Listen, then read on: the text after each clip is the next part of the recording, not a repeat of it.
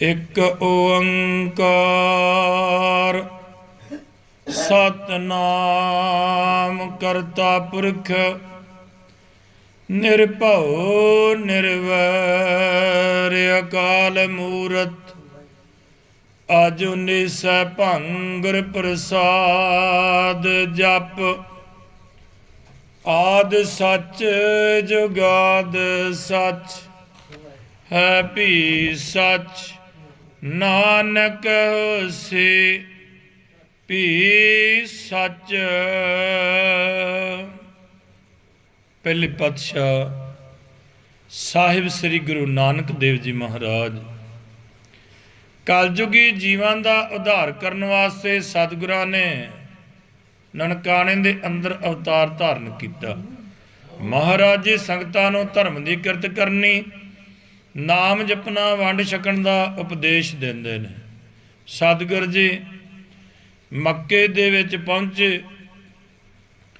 उत्थे मुल्ला जीवन, काजी रुकनदीन, बहावुद्दीन सूरा पीर, इन्हां दे नाल महाराज जी की वार्तालाप हुई। जलालदीन महाराज जी नूं आखदा भी आखे सैल जलालदीन बगदादे दा पीर, पोता हजरत मीर दा पुछे कर तदबीर, हफताद हो मिलदा फिरके मुसलमान, इलाह ता एक दू एक है सच्ची कहन सलाम, कलमा पढ़न रसूल दा सुनो नानक पीर, रोज क्यामत देड़े थीसर नाहे जहीर, हिंदू मुसलमान दोए कीते नी मनसूख, दर ते बाहर जो थीसी सुखन अल्लाह ना चूक। कल्प्या पीर जलालदीन, कल्पे मुल्ला शेख, हाजी पीर मशायका तुर्क मलंग दरवेश, सालक साधक काजियां गौस कुतुब बड़ पीर, सभे कट्ठे होए कर आवे काबे माहे, हिक दिखाए अजमता नाही दा देहो सजाए। जवाब बहावुद्दीन सूरा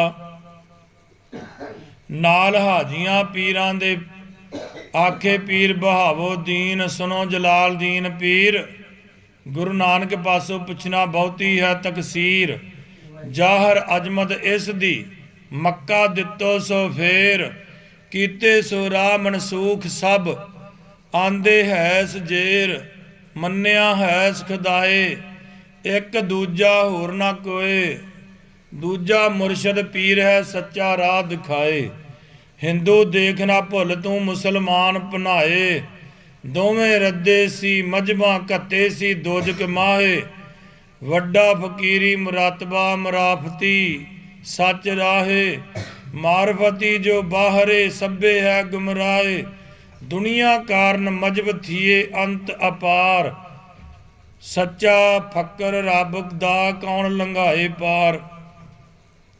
तुसी महरम नाही पीर जी नानक वड्डा फकीर, रब जिन्हां दे हुक्म विच से सबना दे पीर।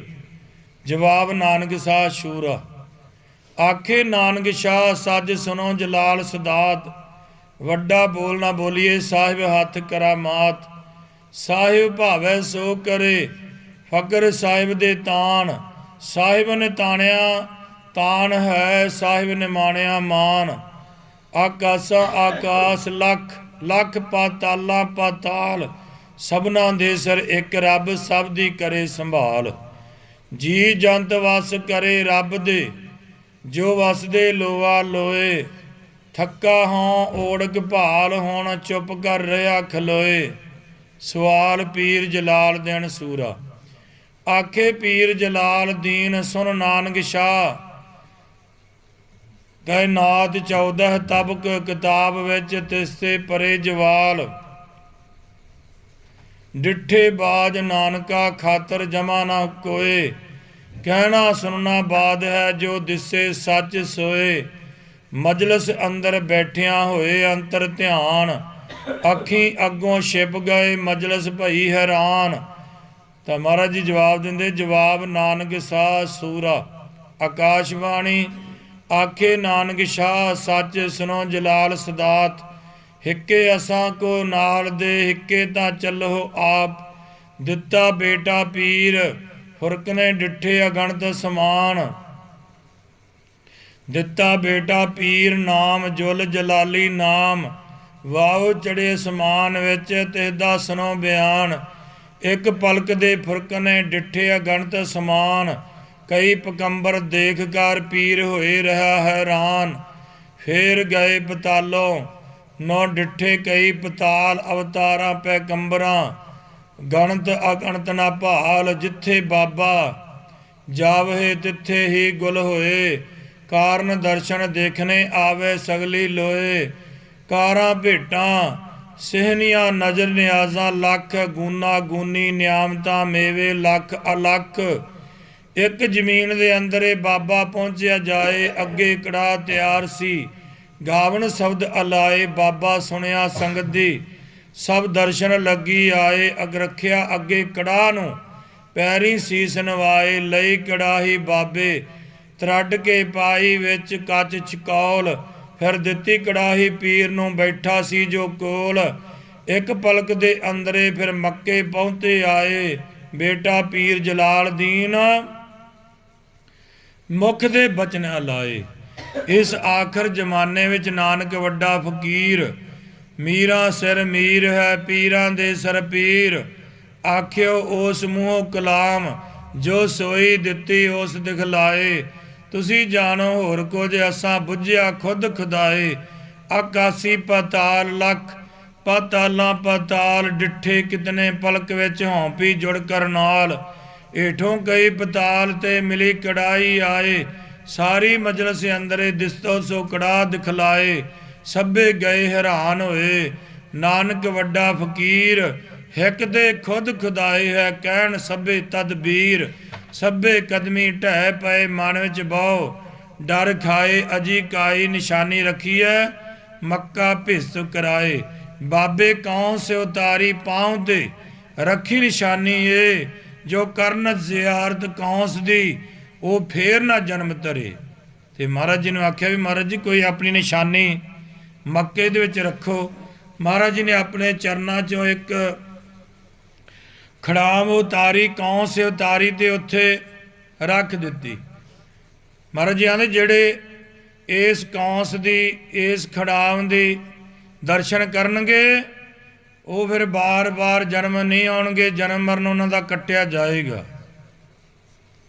ਇਸ ਤਰ੍ਹਾਂ ਫਿਰ ਮੱਕੇ ਦੇ ਵਿੱਚ ਮਹਾਰਾਜ ਜੀ ਨੇ ਕਾਜ਼ੀਆਂ, ਗੌਸ, ਕੁਤਬ ਸਲਾਰ ਸਾਰਿਆਂ ਦੇ ਨਾਲ ਵਾਰਤਾਲਾਪ ਕੀਤੀ। ਫਿਰ ਉੱਥੋਂ ਮਹਾਰਾਜ ਜੀ ਮਦੀਨੇ ਨੂੰ ਚੱਲੇ। ਮੱਕੇ ਦੇ ਵਿੱਚ 1 ਸਾਲ ਮਹਾਰਾਜ ਜੀ ਰਹੇ। ਸਾਰੇ ਹਾਜੀਆਂ ਬਾਬੇ ਜੀ ਦੀ ਆਨ ਮੰਨੀ। ਮੱਕੇ ਦੇ ਸਾਰੇ ਹਾਜੀ ਨਵਾ ਕਰ ਬਾਬਾ ਜੀ ਹੁਣ ਮਦੀਨੇ ਨੂੰ ਚੱਲੇ। ਅੱਗੇ ਜਦੋਂ ਬਾਬਾ ਜੀ ਮੱਕੇ ਨੂੰ ਚੱਲੇ ਸੀ, ਹੋਰ ਹਾਜੀ ਵੀ ਮੱਕੇ ਨੂੰ ਚੱਲੇ ਸੀ। ਉਹ ਹਾਜੀ ਸਾਲ ਇੱਕ ਪਿੱਛੋਂ ਮੱਕੇ ਵਿੱਚ ਆਣ ਪਹੁੰਚੇ ਦੇਖਣ। ਉਹ ਜੋ ਫਕੀਰ ਹਿੰਦੂਆਂ ਨਾਲ ਮੱਕੇ ਨੂੰ ਚੱਲਿਆ ਸੀ, ਹਿੰਦੂਆਂ ਦਾ ਫਕੀਰ, ਉਹ ਤਾਂ ਅੱਗੇ ਬੈਠਾ ਹੋਇਆ। ਉਹਨਾਂ ਹਾਜੀਆਂ, ਮੱਕੇ ਦੇ ਹਾਜੀਆਂ ਪਾਸੋਂ ਪੁੱਛਿਆ ਵੀ ਇਹ ਫਕੀਰ ਕਦੋਂ ਦਾ ਇੱਥੇ ਆਇਆ। ਤਦ ਮੱਕੇ ਦੇ ਹਾਜੀਆਂ ਆਖਿਆ ਵੀ ਇਸ ਨੂੰ 1 ਸਾਲ ਹੋ ਗਿਆ ਇੱਥੇ ਆਇਆ। ਸਾਰੇ ਹਾਜੀ ਹੈਰਾਨ ਹੋ ਗਏ, ਲੱਗੇ ਕਹਿਣ ਯਾਰੋ ਇਹ ਫਕੀਰ ਤੇ ਅਸੀਂ ਇਕੱਠੇ ਚੱਲੇ ਸੀ, ਅੱਜ ਕਰਾਮਾਤ ਹੋਈ ਜੋ 1 ਦਿਨ 'ਚ ਹੀ ਮੱਕੇ ਆਣ ਪਹੁੰਚਿਆ। ਤਬ ਅਗਲਿਆਂ ਹਾਜੀਆਂ ਆਖਿਆ ਜੋ ਇਹ ਕੋਈ ਸੂਰਤ ਖੁਦਾਏ ਦੀ ਹੈ। ਜਿੱਥੋਂ ਤੱਕ ਮੱਕੇ ਦੇ ਉਲਮਾਏ, ਕਾਜੀ, ਪੀਰ, ਗੌਸ, ਕੁਤਬ, ਸਲਾਰ ਸਾਰੇ ਫੇਰ ਮਸਲਤ ਕੀਤੀ ਜੋ ਚੱਲੋ ਭਾਈ ਅਸੀਂ ਵੀ ਮਦੀਨੇ ਦੀ ਹੱਜ ਕਰਨੇ ਆ। ਅੱਗੇ ਮਦੀਨੇ ਵਿੱਚ 4 ਇਮਾਮ ਨੇ, ਚਾਰੋਂ ਮਸੱਲੇ ਹਨ। ਮਤ ਉਹਨਾਂ ਅੱਗੇ ਫਕੀਰ ਹਾਰ ਜੇ ਸਾਡੇ ਦੀਨ ਵਿੱਚ ਆ ਜੇ। ਅਜਿਹਾ ਬਲ ਜ਼ੋਰ ਮੱਕੇ ਵਿੱਚ ਕਿਸੇ ਦਾ ਨਾਂ ਡਿੱਠਾ ਜੋ ਕੋਈ ਨਾਨਕ ਫਕੀਰ ਕਉ ਜਿੱਤ ਕਰ ਆਪਣੇ ਮਜਬ ਅੰਦਰ ਲੈ ਆਵੇ। ਦੇਖਾਂ ਹੁਣ ਕੀ ਮੁਬਾਸਾ ਮਦੀਨੇ ਵਿੱਚ ਹੋ ਨਿਬੜੇ। ਬਾਬਾ ਤੇ ਮੱਕੇ ਦੇ ਹਾਜੀ ਲੋਕ ਮਦੀਨੇ ਦੇ ਹੱਜ ਨੂੰ ਚੱਲੇ। ਸ਼ਹਿਰੋਂ ਇਕੱਠੇ ਨਿਕਲੇ ਜਾਂ ਬਾਹਰ ਆਏ। ਸ਼੍ਰੀ ਬਾਬਾ ਜੀ ਅੰਤਰ ਧਿਆਨ ਹੋ ਗਿਆ। ਸ਼੍ਰੀ ਬਾਬਾ ਜੀ ਪੌਣ ਦਾ ਰੂਪ ਧਾਰ ਕੇ ਇੱਕ ਪਲਕ में ਮਦੀਨੇ में ਸਮੇਤ ਰਬਾਬੀ ਦੇ ਆਣ ਪਹੁੰਚੇ। ਮਦੀਨੇ ਵਿੱਚ ਰੁਮਕ ਸ਼ਹਿਰ ਹੈ ਰੂਮ ਦਾ ਬਾਦਸ਼ਾਹ ਮਲਤਾਨ ਸੁਲਤਾਨ ਹਮੀਦ ਕਾਰੂ। ਇਹ ਵੱਡਾ ਕਾਰੂ ਜੋ ਅੱਗੇ ਮਿੱਤਰ ਮੂਸੇ ਦੇ ਜ਼ਮਾਨੇ ਵਿੱਚ ਹੋਇਆ ਸੀ। ਕਾਰੂਨ ਹਾਰੂਨ ਦੋਵੇਂ ਭਾਈ ਸਨ। ਤਬ ਸੁਲਤਾਨ ਹਮੀਦ ਕਾਰੂਨ ਵੀ ਬੜਾ ਜ਼ਾਲਮ ਸੀ। ਜਿੱਥੋਂ ਤੱਕ ਦੌਲਤ ਸੀ ਸਾਰੀ ਲੁੱਟ ਲਈ ਸੀ। ਬਾਬੇ ਜੀ ਆਖਿਆ ਮਰਦਾਨਿਆਂ ਚੱਲੋ ਪਹਿਲਾਂ ਬਾਦਸ਼ਾਹ ਨੂੰ ਮਿਲੀਏ, ਸ਼ਾਇਦ ਇਹਦਾ ਭਲਾ ਹੋ ਜੇ, ਨਹੀਂ ਤਾਂ ਅਗਲੇ ਕਾਰੂ ਵਾਂਗੂ ਇਹ ਵੀ ਹਲਾਕ ਹੁੰਦਾ ਹੋਵੇ। ਚੱਲੀਏ ਬਾਦਸ਼ਾਹ ਨੂੰ ਮਿਲੀਏ, ਮਾਤੇ ਦਾ ਭਲਾ ਹੋਵੇ। ਤਾਂ ਬਾਬਾ ਜੀ ਅਤੇ ਮਰਦਾਨਾ ਦੋਵੇਂ ਜਣੇ ਚਲੇ ਗਏ ਸੁਲਤਾਨ ਹਮੀਦ ਕਾਰੂ ਦੇ ਦਰਬਾਰ। ਅਗਲੇ ਕਾਰੂ 40 ਗੰਜ ਖਜ਼ਾਨਾ ਜਮ੍ਹਾਂ ਕੀਤਾ ਸੀ। ਇਸ ਸੁਲਤਾਨ ਹਮੀਦ ਕਾਰੂ ਨੇ 45 ਗੰਜ ਖਜ਼ਾਨਾ ਜਮ੍ਹਾਂ ਕੀਤਾ। ਸ਼੍ਰੀ ਬਾਬੇ ਜੀ ਆਖਿਆ ਅਰੇ ਦਰਬਾਨੋ ਇਸ ਖਜ਼ਾਨੇ ਨੂੰ ਕਿਉਂ ਜਮ੍ਹਾਂ ਕੀਤਾ? ਤਬ ਦਰਬਾਨਾ ਆਖਿਆ ਜੀ ਇਹ ਐਸਾ ਜ਼ਾਲਮ ਬਾਦਸ਼ਾਹ ਹੈ ਜਿੱਥੇ ਰੁਪਈਆਂ ਦੀ ਸੁਣਦਾ ਮੋਰ ਵੀ ਛੱਡਦਾ ਨਹੀਂ ਭਾਵੇਂ ਕਿ ਹੋਵੇ। ਇੱਕ ਦਿਨ ਸੁਲਤਾਨ ਹਮੀਦ ਆਖਿਆ ਵੀ ਕਿਤੇ ਰੁਪਈਏ ਦੀ ਜਾਤ ਰਹਿ ਗਈ ਹੈ? ਤਦ ਵਜ਼ੀਰਾ ਆਖਿਆ ਵੀ ਕਿਤੇ ਨਹੀਂ ਰਹੀ। ਤਾਂ ਬਾਦਸ਼ਾਹ ਨੇ ਇੱਕ ਲੜਕੀ ਖੂਬਸੂਰਤ ਉਹਨੂੰ ਬਾਜ਼ਾਰ ਭੇਜਿਆ ਵੀ ਜੇ ਕੋਈ 1 ਰੁਪਈਆ ਦੇਵੇ ਤਾਂ ਇਹ ਲੜਕੀ ਲੈ ਲੈ, ਉਹਦੇ ਨਾਲ ਅਸੀਂ ਸ਼ਾਦੀ ਕਰ ਦਿਆਂਗੇ। ਸੌਦਾਗਰ ਦੇ ਬੇਟੇ ਨੇ ਮਾਂ ਨੂੰ ਆਖਿਆ ਵੀ 1 ਰੁਪਈਆ ਦੇ। ਬਾਦਸ਼ਾਹ ਸੇਲੀ ਵੇਚਦਾ। ਤਬ ਉਹਦੀ ਮਾਂ ਦੀ ਬੱਚਾ ਰੁਪਈਆ ਸੁਲਤਾਨ ਹਮੀਦ ਨੇ ਸਾਰੀ ਬਾਦਸ਼ਾਹੀ 'ਚ ਨਹੀਂ ਛੱਡਿਆ, ਪਰ 1 ਰੁਪਈਆ ਤੇਰੇ ਬਾਪ ਦੇ ਮੂੰਹ 'ਚ ਪਾ ਕੇ ਕਬਰ ਵਿੱਚ ਦੱਬਿਆ ਸੀ। ਉਹ ਦੇਖ ਲੈ। ਉਹ ਸੌਦਾਗਰ ਦਾ ਬੱਚਾ ਰੁਪਈਆ ਲੈ ਕੇ ਪਹਿਲਾਂ ਪਿਤਾ ਦੀ ਕਬਰ ਪੁੱਟੀ ਵਿੱਚੋਂ ਮੂੰਹ ਦੇ ਰੁਪਈਆ ਕੱਢਿਆ। ਰੁਪਈਆ ਲੈ ਕੇ ਲੜਕੀ ਨੂੰ ਮੁੱਲ ਲੈ ਲਿਆ। ਬਾਦਸ਼ਾਹ ਨੇ ਸਾਰੇ ਪੁੱਛਿਆ ਵੀ ਇਹ ਰੁਪਈਆ ਆਇਆ ਕਿੱਥੋਂ ਆ? ਉਹਨੇ ਦੱਸਿਆ ਮੇਰੇ ਪਿਤਾ ਦੇ ਮੂੰਹ ਦੇ ਵਿੱਚ ਪਾ ਕੇ ਜਦੋਂ ਮਰਿਆ ਸੀ ਤੇ ਉਹਨੂੰ ਕਬਰ ਵਿੱਚ ਦੱਬਿਆ ਸੀ, ਉਹ ਕਬਰ ਵਿੱਚੋਂ ਰੁਪਈਆ ਮੈਂ ਕੱਢਿਆ। ਹੁਣ ਲੜਕੀ ਦਾ ਨੇ ਦੇਤੀ, ਪਰ ਹੁਕਮ ਕਰਤਾ ਵੀ ਸਾਰੀ ਬਾਦਸ਼ਾਹੀ ਵਿੱਚੋਂ ਸਾਰੀਆਂ ਕਬਰਾਂ ਪੁੱਟ ਦਿਓ, ਸਾਰੇ ਰੁਪਈਏ ਕੱਢ ਲਓ। ਤਾਂ ਰੁਪਈਏ ਦੀ ਜਾਤ ਕਿਤੇ ਨੇ ਛੱਡੀ ਨਹੀਂ। ਐਸਾ ਬਾਦਸ਼ਾਹ ਇਹ ਜ਼ਾਲਮ ਹੈ। ਸ਼੍ਰੀ ਬਾਬੇ ਜੀ ਬੋਲਿਆ ਇਹ ਵੱਡਾ ਗੁਨਾਹਗਾਰ ਹੈ, ਦਰਗਾਹ ਖੁਦਾਏ ਦੀ ਵੱਡੀ ਸਜ਼ਾ ਪਾਵੇਗਾ। ਲਾਹਨਤ ਹੈ ਇਹਦੀ ਕਮਾਈ ਨੂੰ ਅਰ ਹੈ ਫਾਇਦੇ ਜੀਵਨੇ ਨੂੰ। ਪਰਵਦਗਾਰ ਇਹ ਵੱਡਾ ਬਜੁਗਾਰ ਹੈ। ਔਰ ਅਗਲੇ ਕਾਰੂ ਨੂੰ ਜ਼ਮੀਨ ਨੇ ਝੱਲਿਆ ਸੀ, ਇਸ ਕੋ ਕੋਈ ਜਾਏ ਰੱਖ ਸਕੇਗੀ ਨਹੀਂ। ਸ਼੍ਰੀ ਬਾਬੇ ਜੀ ਦਰਬਾਨਾਂ ਨੂੰ ਆਖਿਆ ਜੋ ਤੁਸੀਂ ਇੰਨਾ ਜਵਾਬ ਸੁਲਤਾਨ ਹਮੀਦ ਕਾਰੂ ਨੂੰ ਜਾ ਕੇ ਆਖੋ। 2 ਵਜ਼ੀਰ ਤੇਰੀ ਡਿਊਟੀ ਅੱਗੇ ਖੜੇ ਨੇ, ਕਹਿੰਦੇ ਨੇ ਇੱਕ ਵਾਰੀ ਅਸਾਂ ਨਾਲ ਮੁਲਾਕਾਤ ਕਰ। ਉਹਨਾਂ ਦਰਬਾਨਾਂ ਜਾ ਅਰਜ਼ ਕੀਤੀ। ਬਾਦਸ਼ਾਹ ਬਾਹਰ ਆਇਆ, ਕਿਆ ਦੇਖੇ ਅੱਗੇ ਬਾਬਾ ਜੀ ਠਿਕਰੀਆਂ ਚੁਣਦਾ ਸੀ ਅਤੇ ਗਿਣਦਾ ਸੀ।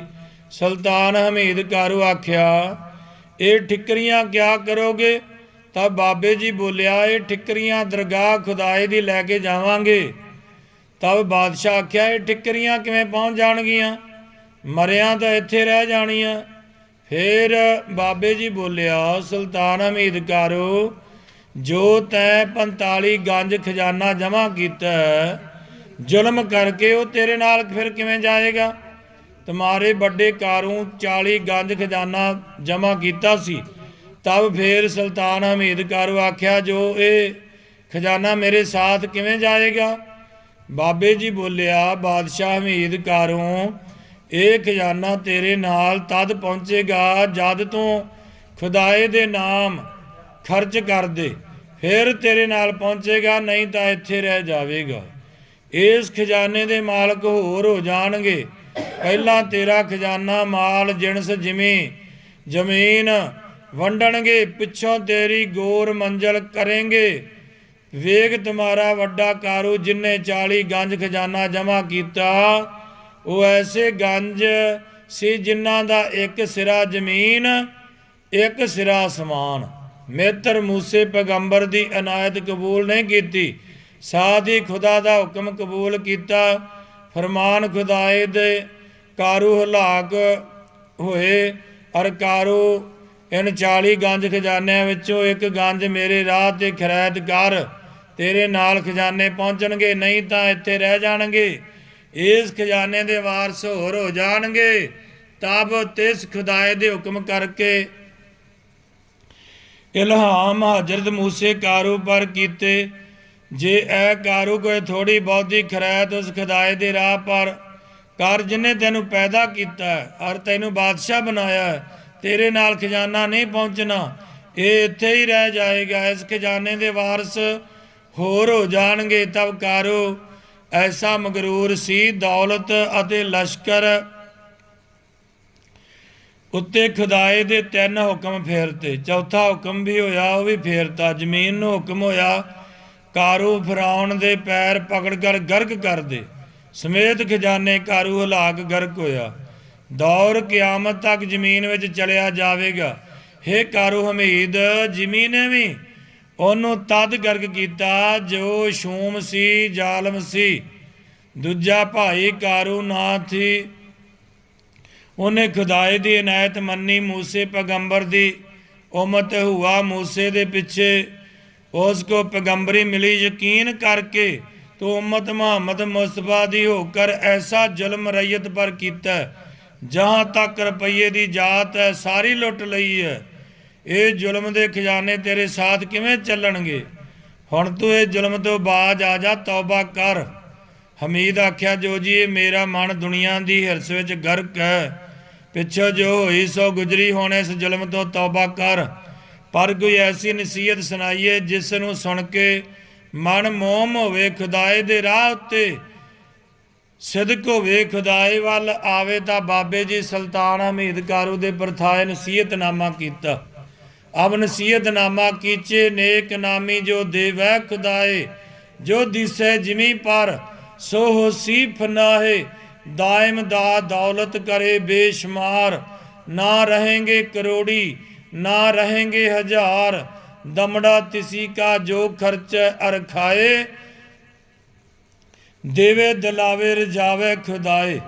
होता ना राखे अकेला ना खाए, तहकीक दिलदानी वही भिस्त जाए, कीजै तवज्जा ना कीचै गुमान। ना रहेगी दुनिया ना रहेगा दीवान, हाथी व घोड़े व लश्कर हजार, होवेंगे गर्क पल में न लगेगी बार। दुनिया का दीवाना कहे मुल्क मेरा, आई मौत सिर पर ना तेरा ना मेरा। केती चली देख वाजे बजाए, रहेगा वही एक सच्चा खुदाए। आया अकेला अकेला चलाया, चलते वक्त कोई काम न आया। लेखा मंगीजै क्या दीजै जवाब, तौबे पुकारे जा पाए अजाब।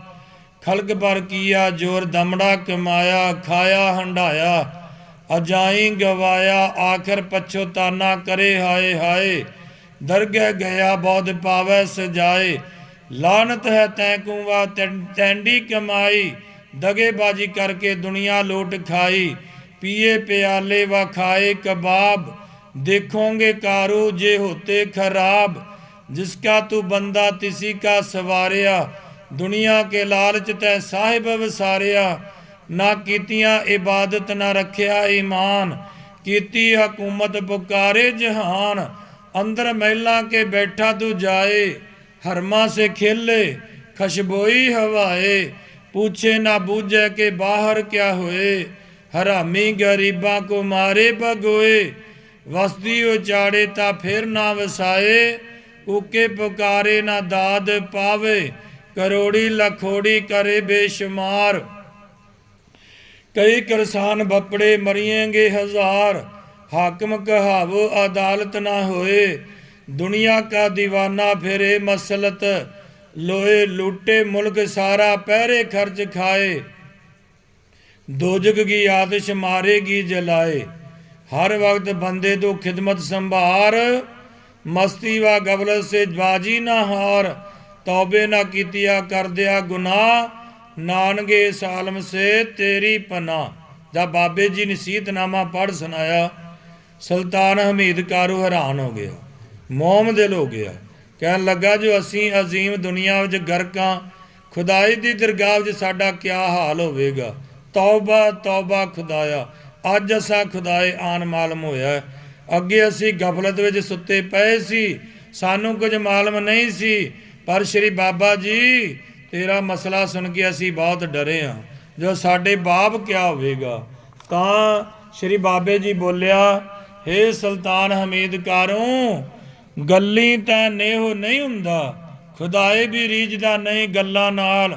जिन्ना चिर खुदाए दी बंदगी विच मुकैयद ना होइए उन्ना चिर छुटना मुश्किल है। तब खालक की दोस्ती कम नहीं आउंदी, खलक प्याले खलक दी दोस्ती कम नहीं आउंदी। ये खलक प्याले निशाले दी यार है, जिन्ना चिर खावे उन्ना चिर मित्र, ते जे ना खवावे तां दुश्मन। ऐसा रवैया खलक दा है कि अपने की पराए, सब सुख दे यार ने, दुख दा कोई मित्र नहीं। संसार दी दोस्ती इत कर कम नहीं आउंदी, संसार नालों खुदाए दी दोस्ती भली है। सुल्तान हमीद कारो आख्या जी आदमी दी दोस्ती तो हुंदी नहीं, खुदाए नाल दोस्ती किवें करिए। ਤਾਂ ਸ਼੍ਰੀ ਬਾਬੇ ਜੀ ਰਾਗ ਤਲੰਗ ਵਿੱਚ ਸ਼ਬਦ ਆਖਿਆ, ਰਾਗ ਤਲੰਗ ਦੋਸਤੀ ਯਾਰੋ ਦੋਸਤੀ, ਸਿਰ ਪਰ ਜਾਣ ਹੁਕਮ ਪਛਾਣੈ ਸਾਕਾ, ਚੱਲੇ ਖਸਮ ਕੌਣ ਭਾਣੈ ਰਹਾਓ। ਦੋਸਤੀ ਤਾਂ ਪਰ ਜਾਣੀਏ ਨ ਰਚ ਮਚ ਲਾਵੈ, ਘੁੰਡ ਨਾ ਕੱਢੈ ਖਸਮ ਸਿਓ, ਸ਼ਰਮ ਸਭ ਚੁਕਾਵੈ। दोस्ती तो पर जानी है जा गुर ना पखाल, होए नमानी झड़ पवै, जो खसम दो द्वार, जोर ना लगे दोस्ती ने मूल बकावै। दगे स्यों लाल ना रिझई, जे लग जतन कमावै। भट पई दोस्ती कली दी गई देखदियां आहो, नानक सोई दोस्ती जो तोड़ निभाओ। ਜਾਂ ਇੰਨਾ ਸ਼ਬਦ ਸ਼੍ਰੀ ਬਾਬੇ ਜੀ ਆਖਿਆ ਨਾ, ਬਾਦਸ਼ਾਹ ਕਦਮਾਂ ਤੇ ਟਹਿ ਪਿਆ, ਆਖਣ ਲੱਗਾ ਮਹਾਰਾਜ ਜੀ ਆਪ ਹੁਕਮ ਕਰੋ ਉਹੀ ਕਰਾਂ। ਫਿਰ ਬਾਬੇ ਜੀ ਬੋਲਿਆ, ਜਿੰਨੇ ਬੰਦੀਵਾਨ ਨੇ ਨਾ ਤੇਰੇ ਜੇਲ੍ਹ ਵਿੱਚ ਬੰਦੀ ਖਾਨੇ ਵਿੱਚ ਸਾਰੇ ਛੱਡ ਦੇ, ਤੇਰਾ ਦੋਹੀਂ ਜਹਾਨੀ ਭਲਾ ਹੋਵੇਗਾ। ਗਰੀਬਾਂ ਉੱਤੇ ਜ਼ੋਰ ਜ਼ੁਲਮ ਨਾ ਕਰ, ਤੈਨੂੰ ਖੁਦਾਏ ਦੇ ਰਾਹ ਤੇ ਖਬਰ ਹੋਵੇ। ਸੁਲਤਾਨ ਹਮੀਦ ਕਾਰੂ ਆਖਿਆ, ਭਲਾ ਹੋਵੇ ਜੀ ਜਿੰਨੇ ਜੇਲ੍ਹ ਵਿੱਚ ਕੈਦੀ ਸੀ ਨਾ ਬੰਦੀਵਾਨ, ਸੁਲਤਾਨ ਹਮੀਦ ਦੀ ਬਾਦਸ਼ਾਹੀ 'ਚ ਸਾਰੇ ਖਲਾਸ ਕਰਤੇ, ਛੱਡਤੇ। ਕਿਸੇ ਗਰੀਬ ਉੱਤੇ ਜ਼ੋਰ ਜ਼ੁਲਮ ਨਾ ਹੋਵੇ। ਸੁਲਤਾਨ ਹਮੀਦ ਕਾਰੂ ਲੱਗਾ ਖੁਦਾਏ ਦੀ ਬੰਦਗੀ ਕਰਨ, ਨਾਲੇ ਖਰਾਇਤ ਕਰਨ। ਖੁਦਾਏ ਦੇ ਰਾਹ ਉੱਤੇ ਖਜ਼ਾਨੇ ਖੋਲ੍ਹਤੇ, ਲੰਗਰ ਲਾਤੇ। ਹਰ ਸੂਬਿਆਂ ਵਿੱਚ ਜਿੱਥੋਂ ਤੱਕ ਰੋਮ ਦੀ ਬਾਦਸ਼ਾਹੀ ਸੀ, ਸਾਰੀ ਜਗ੍ਹਾ ਅੰਦਰ ਸ਼੍ਰੀ ਬਾਬੇ ਜੀ ਦਾ ਸਦਕਾ ਅਮਨ ਚੈਨ ਵਰਤ ਗਿਆ। ਬਾਦਸ਼ਾਹ ਆਖਣ ਲੱਗਾ, ਜੋ ਜੀ ਸਾਨੂੰ ਖੁਦਾਏ ਦੀ ਹੁਣ ਉਮੀਦ ਹੋ ਗਈ। ਫਿਰ ਬਾਬੇ ਬੋਲਿਆ, ਜੋ ਖੁਦਾਏ ਵੱਲ ਲੱਗੇ ਅਤੇ ਖੁਦਾਏ ਦੀ ਬੰਦਗੀ ਕਰਨ ਲੱਗੇ, ਉਹਨਾਂ ਦਾ ਕੰਮ ਖੁਦਾਏ ਆਪ ਰਾਸ ਕਰਦਾ ਹੈ। ਖੁਦਾਏ ਦੀ ਮਿਹਰ ਉਹਦੇ ਪਰ ਹੁੰਦੀ ਹੈ। ਸੁਲਤਾਨ ਹਮੀਦ ਕਾਰੂ ਆਖਿਆ, ਜੋ ਜੀ ਤੁਸਾਂ ਦੀ ਮਿਹਰ ਦੇ ਖੁਦਾਏ ਪਾਈ ਦਾ। ਤਾਂ ਬਾਬੇ ਜੀ ਆਖਿਆ, ਸੁਲਤਾਨ ਹਮੀਦ ਕਾਰੂ ਤੋਏ ਤੇ ਖੁਦਾਏ ਦੀ ਮਿਹਰ ਹੋਈ, ਅਸਾਂ ਦੀ ਮਿਹਰ ਵੀ ਨਹੀਂ ਹੈ। ਅਗਲੇ ਕਾਰੂ ਵੱਡੇ ਵਾਂਗੂ ਤੂੰ ਵੀ ਨਹੀਂ ਤਾਂ ਹਲਾਕ ਹੋ ਜਾਂਦਾ, ਪਰ ਤੂੰ ਤੁਰੰਤ ਚੇਤਿਆ ਖੁਦਾਏ ਵੱਲ ਆਇਆ। ਫਿਰ ਸੁਲਤਾਨ ਆਖਿਆ, ਆਪ ਦਾ ਦੀਦਾਰ ਫਿਰ ਕਦੋਂ ਹੋਵੇਗਾ। ਸ਼੍ਰੀ ਬਾਬੇ ਜੀ ਆਖਿਆ, ਅਸੀਂ ਮਦੀਨੇ ਦੀ ਹੱਜ ਨੂੰ ਆਏ ਹਾਂ, ਕੋਈ ਦਿਨ ਮਦੀਨੇ ਗੁਜ਼ਰਾਨ ਕਰਾਂਗੇ। ਤਾਂ ਬਾਦਸ਼ਾਹ ਵੀ ਮਦੀਨੇ ਆਇਆ, ਮਦੀਨੇ में ਲੱਗਾ ਰਹਿਣ। ਕਿੰਨੀ ਕੁ ਮੁੱਦਤ ਗੁਜ਼ਰੀ, ਮੱਕੇ ਦੇ ਹਾਜੀ ਰੁਕਨਦੀਨ ਹਾਜੀ ਮੱਕੇ ਦਾ, ਔਰ ਜਹਾਂ ਤੱਕ ਪੀਰ ਜਾਦੇ ਸਨ, ਸਾਰੇ ਪੀਰ ਬਹਾਵੋਦੀਨ ਆਦ ਲੈ ਕੇ ਸਭ ਮਦੀਨੇ ਨੂੰ ਆਏ। ਔਰ ਅੱਗੇ ਚਾਰੇ ਇਮਾਮ ਮਦੀਨੇ ਦੇ ਜਾ ਕਰ ਹਾਜੀਆਂ ਨੂੰ ਲੈ ਕੇ ਆਏ। ਮਦੀਨੇ ਵਿੱਚ ਕਿਆ ਦੇਖਣ, ਜੋ ਦਰਵੇਸ਼ ਨਾਨਕ ਜੀ ਕਲੰਦਰ ਧੂਆਂ ਪਾਈ ਬੈਠਾ, ਅੱਗੇ ਮਰਦਾਨਾ ਰਬਾਬੀ ਬੈਠਾ ਹੈ, ਸ਼ਬਦ ਗਾਉਂਦਾ। ਤਬ ਕਾਜੀ ਰੁਕਨਦੀਨ ਮਦੀਨੇ ਦੇ ਹਾਜੀਆਂ ਪਾਸੋਂ ਪੁੱਛਿਆ, ਇਹ ਦਰਵੇਸ਼ ਇੱਥੇ ਕਦੋਂ ਦਾ ਆਇਆ। ਤਬ ਉਹਨਾਂ ਆਖਿਆ, ਜੀ ਘਣੀ ਮੁੱਦਤ ਹੋਗੀ ਹਾਂ ਆ ਬੈਠਾ। ਫੇਰ ਮੁਕਾਬਲਾ ਸਾਰੇ ਹਾਜੀਆਂ ਦਾ ਸ਼੍ਰੀ ਬਾਬੇ ਜੀ ਦੇ ਨਾਲ ਹੋਇਆ। ਆਪਸ ਵਿੱਚ ਆਖਣ ਲੱਗੇ, ਯਾਰੋ ਇਹ ਫਕੀਰ ਵੱਡਾ ਔਲੀਆ, ਵੱਡੀ ਕਰਾਮਾਤ ਰੱਖਦਾ। ਜੇ ਫਕੀਰ ਸਾਡੇ ਮਜ਼ਹਬ ਵਿੱਚ ਆ ਜੇ, ਸਾਡੇ ਮਜ਼ਹਬ ਦਾ ਵੱਡਾ ਮਰਾਤਬਾ ਹੋ ਜੂ। ਇੱਕ ਵਾਰ ਫੇਰ ਇਸ ਫਕੀਰ ਨਾਲ ਮੁਬਾਸਾ ਕਰੀਏ। ਖੁਦਾਏ ਆਪ ਫਰਮਾਇਆ, ਜੋ ਨੇਕ ਰਾਹ ਵਿੱਚ ਕਾਫਰ ਨੂੰ ਜੋਰਾਵਾਰੀ ਕਰਕੇ ਵੀ ਲਿਆਈਏ, ਇਸ ਗੱਲ ਵਿੱਚ ਐਬ ਨਹੀਂ। ਪੀਰ ਬਹਾਵੋਦੀਨ ਆਖਿਆ, ਜੋ ਹੈ ਰੁਕਣ ਦੀਨ, ਇਹ ਕੋਈ ਆਦਮੀ ਨਹੀਂ। ਇਹ ਜੋ ਸਾਡੇ ਹੱਥ ਆਵੇਗਾ, ਤੁਸੀਂ ਇਹਨੂੰ ਪਕੜ ਕੇ ਆਪਣੇ ਮਜ਼ਹਬ ਵਿੱਚ ਲਿਆਵੋਗੇ। ਇਹ ਕੋਈ ਫਰਿਸ਼ਤੇ ਦੀ ਸੂਰਤ ਹੈ, ਹੱਥਾਂ ਵਿੱਚੋਂ ਗਾਇਬ ਹੋ ਜਾਵੇਗਾ। ਉਸ ਵਕਤ ਕੀ ਜਾਣੀਏ ਕੀ ਕਰੇ। ਇਹ ਫਕੀਰ ਪੂਰੀ ਕਰਾਮਾਤ ਰੱਖਦਾ। ਜਾਣੀਏ ਜੋ ਮੱਕੇ ਦਾ ਰੁੱਖ ਫੇਰਤਾ ਔਰ ਗਜਬ ਕਰਕੇ ਮਦੀਨੇ ਕੋ ਸਮੇਤ ਰੂਮ ਵਿੱਚ ਕਹਿ ਕਰ ਛੋੜੇ। ਤੁਸੀਂ ਇਹਦੀ ਪਨਾਹ ਫਿਰ ਢੂੰਡੋਗੇ, ਤਮਾਮ ਆਲਮ ਫਨਾਹ ਹੋ ਜਾਣਗੇ। ਇਹ ਕੋਈ ਇਸ ਜ਼ਮਾਨੇ ਦਾ ਵਲੀ ਪੈਦਾ ਹੋਇਆ ਹੈ। ਮੱਕੇ ਵਿੱਚ ਇੱਕ ਵਾਰਾ ਦਿਨ ਇਸ ਗੱਲ ਮੁਬਾਸਾ ਹੁੰਦਾ ਰਿਹਾ। ਨਾ ਕਿਸ ਤੁਹਾਡਾ ਖਾਧਾ ਨਾ ਪੀਤਾ, ਦਿਨ ਰਾਤ ਸਾਰੇ ਹਾਜੀ ਘੇਰ ਕੇ ਬੈਠੇ ਰਹੇ। ਇਹ ਰੋਜੇ ਨਾਲ ਹੀ ਸਾਲ ਰਿਹਾ, ਹੁਣ ਵੀ ਰੋਜੇ ਨਾਲ ਹੀ ਆ। ਨਾ ਕੁਝ ਖਾਂਦਾ ਨਾ ਪੀਂਦਾ, ਹਾਜਤ ਰੱਖਦਾ ਨਾ। ਉੱਥੇ ਇਹਨੂੰ ਕਿਸੇ ਨੇ ਜਿੱਤਿਆ। ਹੁਣ ਜੋ ਤੁਸੀਂ ਚਾਹੋ ਜੇਰ ਜ਼ਬਰ ਕਰ ਨਾਨਕ ਦਰਵੇਸ਼ ਨੂੰ ਜਿੱਤੀਏ।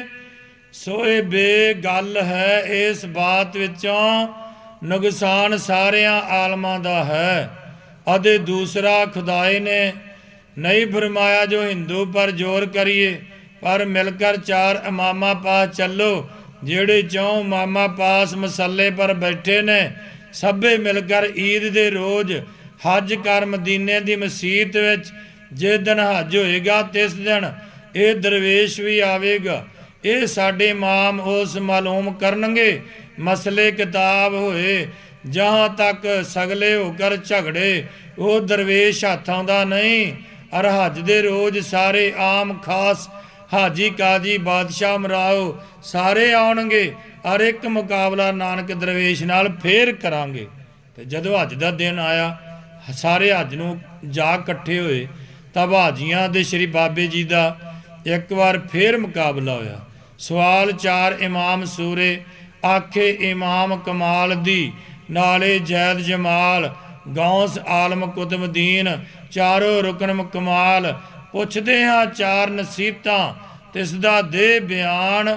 ਬੇਟੇ ਆਦਮ ਸਭੀ ਦੇ, ਹਿੰਦੂ ਮੁਸਲਮਾਨ, ਦੋਵਾਂ ਅੰਦਰ ਸ਼ੱਕ ਹੈ, ਦੋਵਾਂ ਵਿੱਚ ਸੱਚਾ ਕੌਣ। ਇਹ ਹਕੀਕਤ ਜੋ ਹੱਲ ਕਰੇ, ਅਸੀਂ ਹੋਵੇ ਆਦਮ ਤੌਣ। ਦੂਜਾ ਪੁੱਛੇ ਜਮਾਲ ਦੀਨ, ਕਹੋ ਨਾਨਕ ਤੂੰ ਸ਼ਾਹ। ਹਜ਼ਰਤ ਆਦਮ ਤੇ ਥੀਏ ਸਾਬਤ ਦੋਵੇਂ ਰਾਹ, ਹਿੰਦੂ ਮੁਸਲਮਾਨ ਦੋਏ ਕੁਫਰ ਤੇ ਇਸਲਾਮ।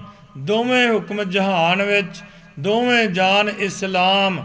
ਅੱਗੇ ਪਕੰਬਰ ਖਲਕ ਵਿੱਚ, ਅੱਗੇ ਹੈ ਅਵਤਾਰ। ਤੀਜਾ ਕਿਹੜਾ ਮਜ਼ਹਬ ਹੈ, ਜਿਸ ਤਿਸ ਦਾ ਕਰੋ ਵਿਚਾਰ। ਜੋ ਆਖੈ ਤੀਜਾ ਪਾਕ ਹੈ ਪਰਵਦਗਾਰ। ਆਦਮ ਸੂਰਤ ਹੋਏ ਕਾਰ, ਨਾ ਕਰੇ ਤਕਰਾਰ। ਪਿੱਛੇ ਜ਼ਮਾਨੇ ਜੋ ਥੀਏ ਕਾਫਰਾਂ ਦੇ ਅਵਤਾਰ, ਹੁਣ ਥੀਏ ਹਨ ਮਨਸੂਖ ਸਭ ਅਮਲ ਮੁਹੰਮਦ ਯਾਰ। ਜੇਤਾ ਕੀਆ ਬਿਆਨ ਤੋਏ, ਅਸਾਂ ਥੀ ਅੱਗੇ ਆਏ। ਜਾਦੂ ਕਰਕੇ ਹਿੰਦੂਆਂ ਦਿੱਤੋ ਹੀ ਮੱਕਾ ਫਿਰਾਏ। ਸ਼ਰਤਾਂ ਹਿੰਦੂ ਤੁਰਕ ਦੀਆਂ, ਫਿਰ ਨੌਸਰ ਕਰੇ ਬਿਆਨ। ਤੈਂ ਕੀਤਾ ਜੋ ਮਨਸੂਖ ਦੋਏ, ਹਿੰਦੂ ਮੁਸਲਮਾਨ। ਹਿੰਦੂ ਰਹਿ ਨਾ ਪਾਸਨੀ, ਜੋ ਰੱਬ ਰਸੂਲ ਰਜਾਏ। 9-7 ਮੁਸਲਤ ਮਨ ਦੀ, ਵੱਜੀ ਹੈ ਹੁਣ ਆਏ। ਅਸੀਂ ਪੁੱਛਦੇ ਹਾਂ ਤਕਰਾਰ ਕਰ, ਦੱਸ ਤਸੱਲੀ ਦੇ। ਅਸੀਂ ਵੀ ਛੱਡਦੇ ਨਾਹੇ ਤੋਏ, ਬਿਨ ਸੱਚੇ ਸੁਣੇ ਸਨੇ। ਤੀਜਾ ਪੁੱਛੇ ਗੌਸ ਦੀਨ, ਕਰਕੇ ਬਹੁਤ ਗਰਾਰ। ਅੱਗੇ ਰਸੂਲ ਖੁਦਾਏ ਹੈ, ਅੱਗੇ ਚਾਰੋਂ ਯਾਰ।